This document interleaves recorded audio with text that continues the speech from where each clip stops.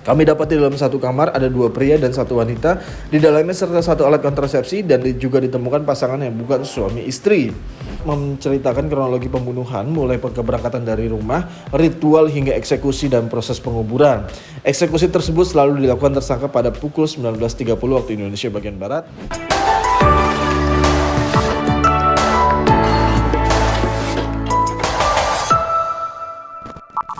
Halo Sobat Negeriku, balik lagi bersama gue Sergio Ogasta. Tentu saja di program terfavorit kalian semua Sobat Negeriku, yaitu reactionjpn.com. Ada cerita di balik berita. Seperti minggu-minggu biasanya, gue akan membacakan 5 berita terpopuler di Nusantara. Di antaranya itu ada tentang sepak bola yang batal menjadi host Piala Dunia usia 20. Lalu ada juga tentang dukun yang membunuh puluhan pasiennya. Dan yang terakhir spill menarik ini tentang Polri versus KPK. Kalau selengkapnya hanya di reactionjpn.com.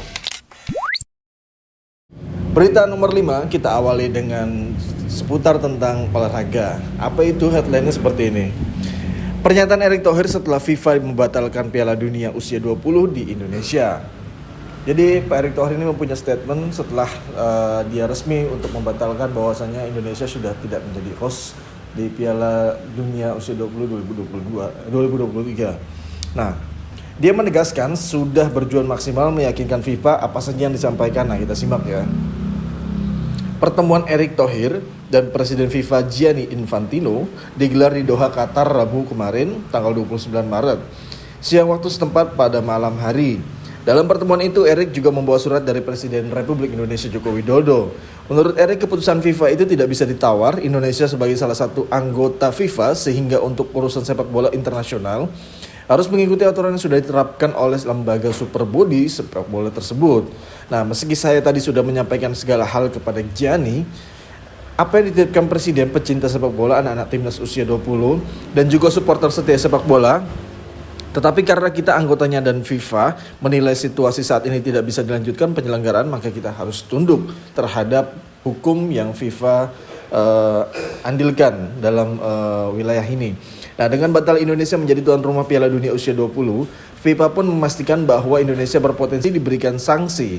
Namun hal itu akan dibahas dalam beberapa waktu ke depan setelah pertemuan lanjutan dilakukan. Nah, jadi sanksinya ini belum tentu iya, belum tentu juga tidak ya. Cuma nanti akan dibahas selanjutnya oleh Pak Erick Thohir, update di press media release oleh Pak Erick Thohir juga. Nanti kedepannya kapan lah. Pokoknya pantengin terus ya jpn.com, baca beritanya, lihat reactionjpn.com, ntar kita reaksi bareng-bareng. Nah, ada komentar dari Sobat Negeriku. Komentar yang pertama dari Hesti Hasjim. Nasi sudah jadi bubur, bersyukur dan berdoa saja agar tidak diberi sanksi tambahan. Seharusnya sejak awal kerjasama dengan China seperti yang dilakukan oleh Qatar sehingga sukses dan untung. Karena hanya mereka yang mampu dan cepat soal pembangunan stadion kelas dunia serta segala infrastrukturnya. Di Qatar, masalahnya juga berat, ada demo, korbannya nyawanya banyak, larang alkohol, LGBT, tetapi FIFA diam saja karena melihat infrastrukturnya kelas dunia dan Cina yang jadi sponsor utamanya. Nah, saya setuju kali ini dengan komentar Mbak Hesti ini ya, karena memang bukan karena Israel yang datang ke sini, tapi karena memang dibatalkan infrastruktur Indonesia belum sekelas dunia. Emang apa sih nggak boleh? Jadi itu yang menjadi pertimbangan FIFA. Nah, dari Mozaika Official, kalian yang meminta, kalian yang memulai, kalian juga yang mengakhiri, terserahlah, otak kamilan lah. Itu kayak sebuah lirik lagu ya. Oke lah, case close. Oke, Sobat Negeriku, tadi berita kelima tentang sepak bola dunia. Dan saat ini kita akan membahas nomor berita 4, yaitu tentang Donald Trump. Ini berita dunia juga ya. Siapa yang gak kenal Donald Trump ya, dewasa ini. Headline-nya begini.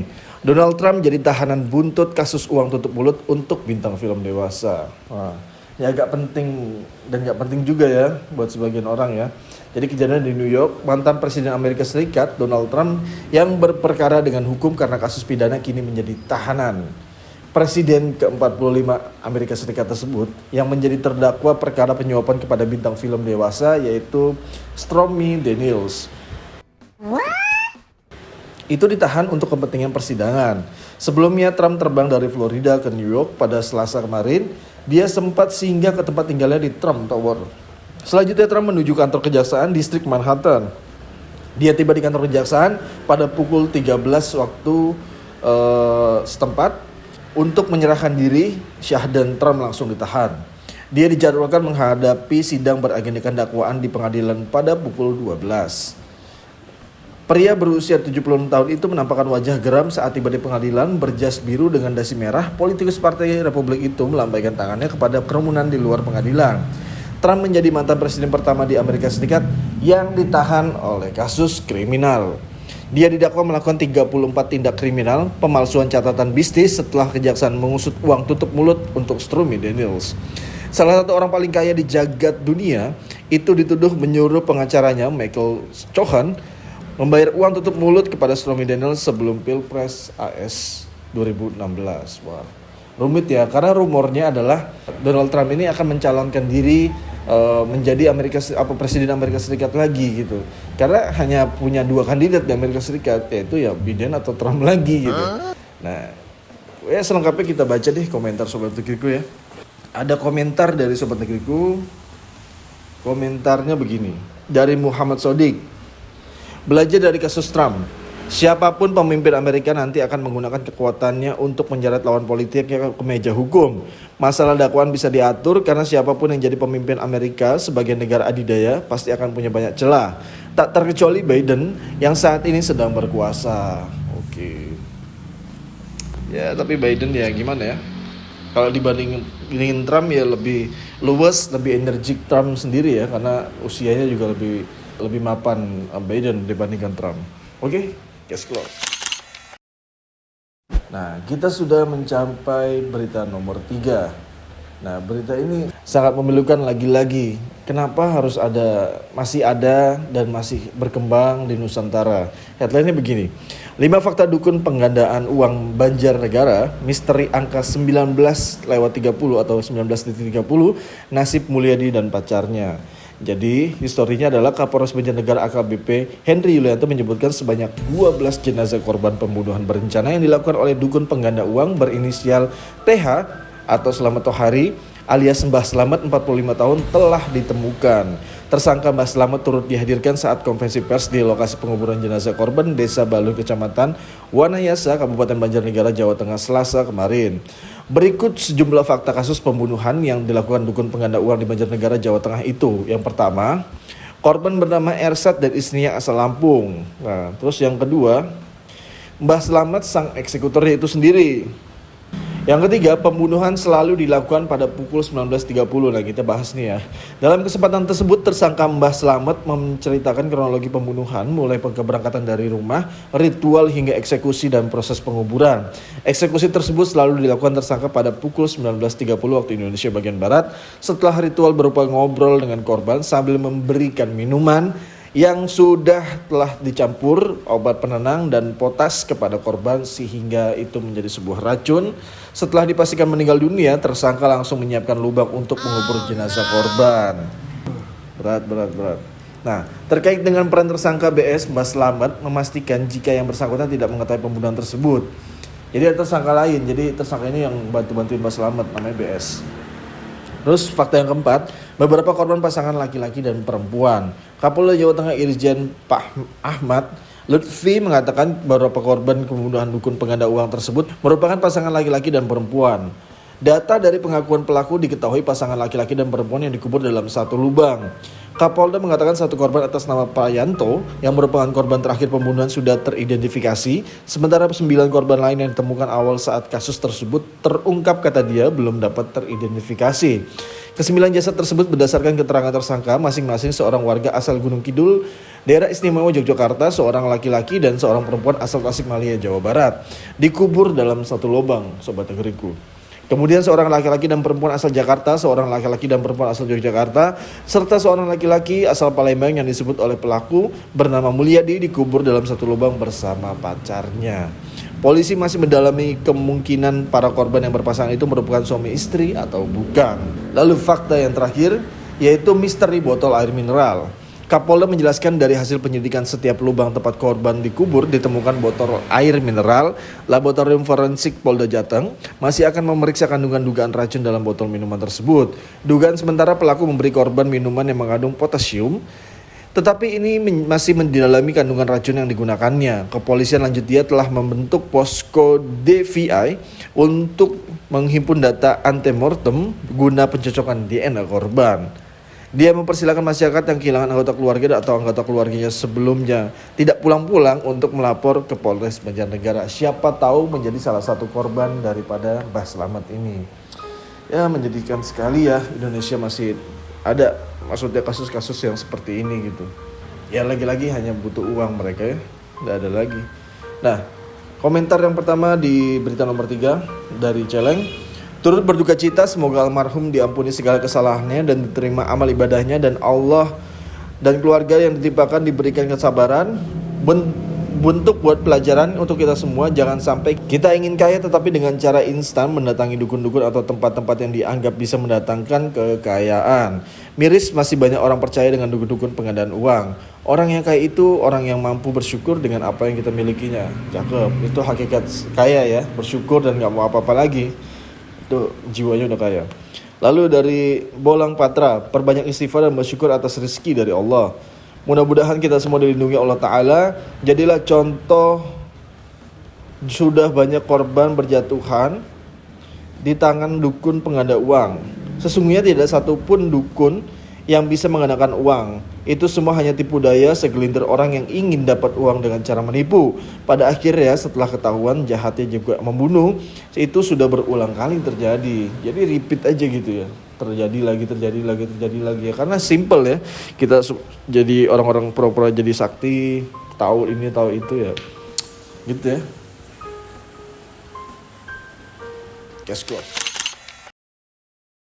Berita populer kedua pekan ini, headline-nya begini. Wahai Firly Bahuri CS, simak sikap Kapolri ini soal Brigjen Endar, intinya tak mau KPK lemah, dia bilang gitu ya. Kapolri Jenderal Listio Sigit Prabowo angkat suara terkait upaya mengedepankan anak buahnya Brigjen Endar Priantoro oleh Firly Bahuri CS. Kapolri menyatakan dirinya bersikeras menempatkan Endar di Komisi Pemberantasan Korupsi atau KPK dengan sejumlah pertimbangan. Sigit tidak ingin melihat KPK melemah apabila menarik Endar ke Polri. Dia menegaskan terus berkomitmen untuk memperkuat pemberantasan praktik korupsi di Indonesia. Tentunya Polri sekarang masih berkomitmen terus mendorong penguatan terhadap KPK, khususnya dalam tugas pemberantasan korupsi. Ex-Kabar Eskrim itu memastikan Polri menghormati dan taat asas terhadap seluruh aturan yang berlaku terkait personel-personel kepolisian yang melakukan penugasan di luar struktur kementerian dan lembaga termasuk KPK. Terkait Brigjen Endar, Sigit mengungkapkan sebelum penugasan di KPK, Endar telah melakukan proses seleksi terbuka yang cukup berat dan ketat oleh Pansel Lembaga Anti Surah atau anti korupsi. Beliau bilang begini, Sigit Listio. Brigjen Endar tentunya ditempatkan di KPK saat itu telah melalui proses open bidding oleh Pansel KPK yang cukup berat dan tentunya bersaing dengan beberapa calon lain dan kemudian terpilih. Nah, Kapolri tidak ingin melihat KPK melemah apabila menarik Brigjen Endar Priantoro ke Polri lagi gitu. Ya, mereka yang tahu baiknya, Pak Listio Sigit tahu bagaimana kredibilitas Endar.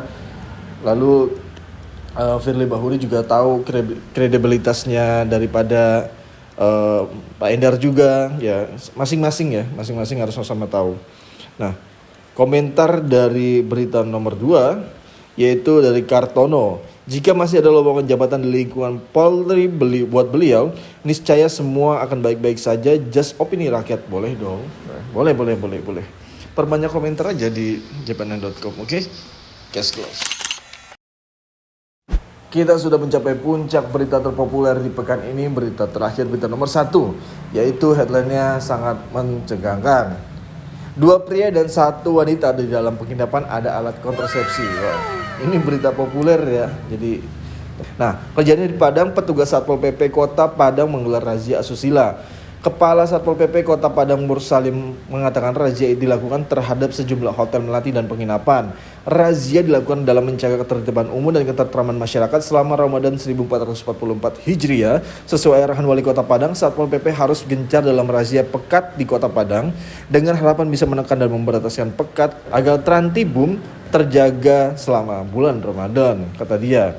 Dalam razia tersebut, Satpol PP Kota Padang mengamankan 5 orang laki-laki dan 3 orang perempuan di salah satu penginapan di kawasan Kelurahan Kampung Rondok, Kecamatan Padang Barat, Kota Padang. Dia menyebut total penginapan yang dilakukan pengawasan sebanyak 8 titik di kota setempat. Menurut dia rata-rata penginapan itu tertib dan tidak ada ditemukan pelanggaran, namun ada satu penginapan yang berada di kawasan Pondok yang kita dapati remaja yang kumpul kebo. Kami dapati dalam satu kamar ada 2 pria dan 1 wanita di dalamnya serta 1 alat kontrasepsi dan juga ditemukan pasangan yang bukan suami istri. Dia belum mendapat kepastian sanksi apa yang akan diberikan terhadap 8 remaja yang terjaring saat razia pekat tersebut, namun Satpol PP tetap memanggil pihak keluarganya. Dia mengatakan sebagai wujud pembinaan orang tua, mereka remaja ini dipanggil untuk datang ke markas komando dan sekarang mereka sudah bersama penyidik pegawai negeri sipil untuk didata dan dimintai keterangannya. Jika nanti ada yang terbukti sebagai pekerja seks komersil atau PSK, kami akan proses sesuai aturan yang berlaku di Kota Padang. Kami mengucapkan terima kasih kepada pemilik penginapan yang telah tertib dan yang masih ditemukan adanya pelanggaran, semoga kembali patuh dan taat aturan sesuai pada tanda daftar usaha pariwisata yang dimilikinya. Ya, ini harusnya memang harus diusut oleh pihak negara, pejabat dan lain-lain, bukan pihak ormas ya. Karena ini menghargai bulan Ramadan, menghargai mayoritas agama yang ada di Nusantara seperti apa gitu. Ya, tapi masing-masing jangan hanya hotel-hotel kecil, tapi hotel-hotel bintang 5 pun harus digerebek. Ya. Saran kami sih seperti itu. Oke? Yes, close. Nah, Sobat Negeriku, itulah 5 berita terpopuler pekan ini yang kita ambil dari portal berita terpopuler, portal berita tervalid yang no hoax, yaitu jpnn.com. Pokoknya teman-teman, kalau misalkan ingin komentar, silahkan jangan sungkan-sungkan untuk komentar. Kalau memang bermanfaat ini video, silahkan di-share, di-like, lalu di-komen, di-subscribe juga yang belum subscribe, di lonceng kalau yang sudah subscribe. Sampai jumpa pekan depan, gue Sergio Agasta, pamit, bye.